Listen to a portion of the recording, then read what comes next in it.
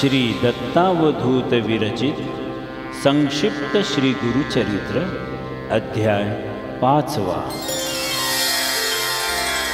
श्री गणेशाय नमः। ओम दत्त परब्रह्माय स्वाहा।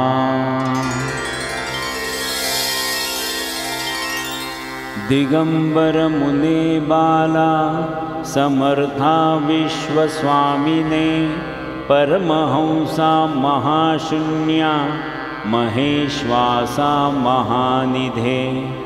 ओम हंस हंसाय विद्महे परमहंसाय धीमहि तन्नो परब्रह्म प्रचोदयात्। ओम दत्तात्रेयाय विद्महे योगीश्वराय धीमहि तन्नो दत्त प्रचोदयात्। असो गाणगा पुरात महिमा चंद्रकले समवाढत। सिद्धस्थान अद्भुत प्रसिद्ध आज आहे हो। रोगी आणि व्याधिग्रस्त तैसेची विविध समस्याग्रस्त। सेवा करोनी होती मुक्त ऐसे अद्भुत स्थान ते। महिमा तया त्रयमूर्तीची सांगता शक्ती आम्हा कैची। काया धरोनी मानवाची अद्भुत चरित्र केले हो। भक्त येती यात्रेसी एको भावे भक्तीसी।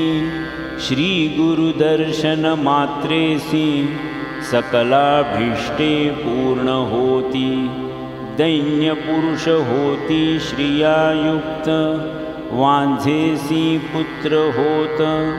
आरोग्य मिळे भक्तांप्रत श्री गुरु ते पाहता।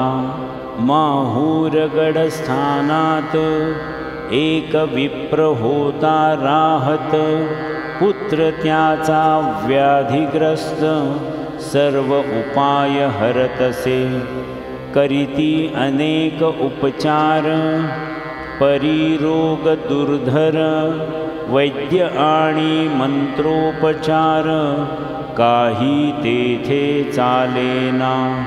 रोग्याची पत्नी म्हणत जाऊ गाणगापुरास।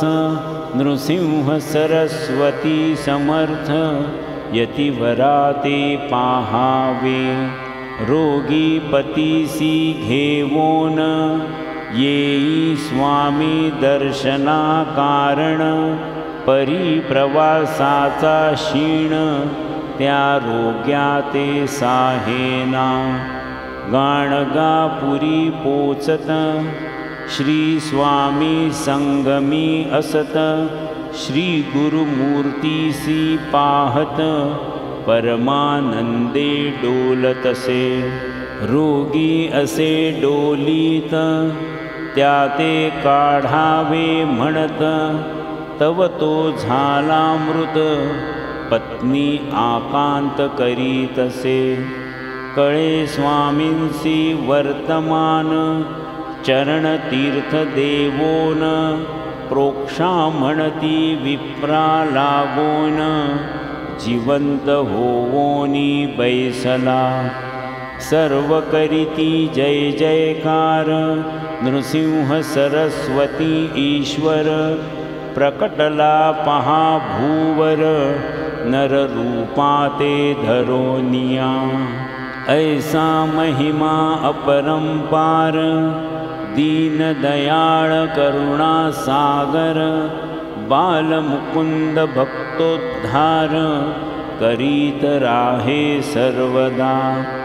अनेक रूपे धरीत दीन जना उद्धरीत। भगवान श्री दत्त लोकोद्धारा कष्टतसे। त्याचा महिमा अनंत कृपा त्याची अनंत। रूपे त्याची अनंत अनंत नामे तयाची।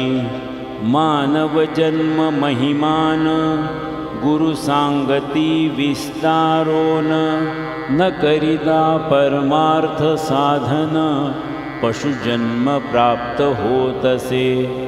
ईश्वरी कृपा म्हणून प्राप्त होई मानव जन्म, दान धर्म ईश्वर चिंतन, सफल जन्माते करीतसे।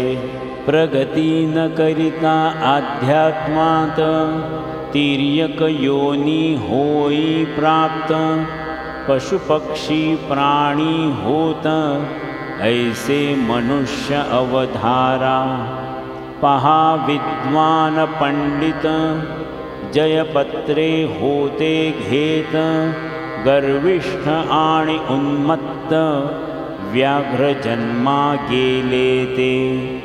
प्रथम झाले ब्रह्मसंबंध, सहस्र वर्षे यातना भोगत, उपरी व्याघ्र जन्म मिळत, ऐशी झाली अधोगती। प्रगती करण्या आध्यात्मात, मानव जन्म होई प्राप्त, ही संधी दवडू नका व्यर्थ, श्री गुरु म्हणती भक्तांना। विश्वोद्धारा कारण, सदैव कष्टे नारायण, अगाध त्याचे महिमान, कोणी वर्णो शकेना। असो गाण गा पुरात, नित्य नूतन महिमा होत, दूर दुरोनी लोक येत, स्वामी दर्शना कारणे। नित्य होई अन्नदान, भक्त करीती आराधन, होई सहस्र भोजन, ऐसे नित्य चालतसे।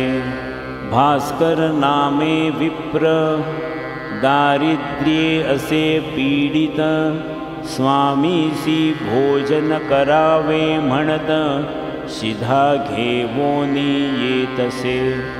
तिघांसी पुरेल इतके साहित्य, तो सवे घेवोनी येत, परिजव पाहत, असंख्य नित्य जेवताती। रोज जेवती हजार, पाहोनी भ्याले अंतर, स्वामी भोजनाचा विचार, सोडोनी तो देतसे। ब्राह्मण तयासी म्हणत, सहस्र भोजन होई नित्य, स्वामीसी तू काय देत, म्हणोनी चेष्टा करताती। स्वामी तयासी पाचारिती, शिधा त्याचा पाहती, स्वयंपाक करी म्हणती, ऐसे सांगती तयाला। तिघां पुरते अन्न, तयार करी तो ब्राह्मण, स्वामी म्हणती आण, स्वयंपाक तुझा मज जवळी। कफनी त्यावरी टाकीत, वाढा म्हणती सर्वांप्रत, शिष्यांसी स्वामी म्हणत, साह्य करावे तयाला।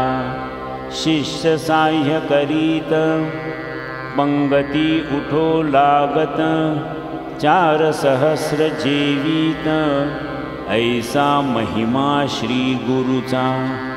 जलचरांसी देती अन्न, पक्ष्यांसी देती अन्न, होई अन्नपूर्णा प्रसन्न, ऐसा महिमा श्री गुरुचा। सिद्ध म्हणे नामधारकासी, गुरुचरित्र ऐसे परियेसी, याची निमित्ते बहुवसी, भक्त झाले श्री गुरुचे। म्हणोनी सरस्वती गंगाधर, सांगे गुरुचरित्र अपार, कथा ऐका मनोहर, सकलाभीष्टे प्राप्त होती। अध्याय 5 समाप्त।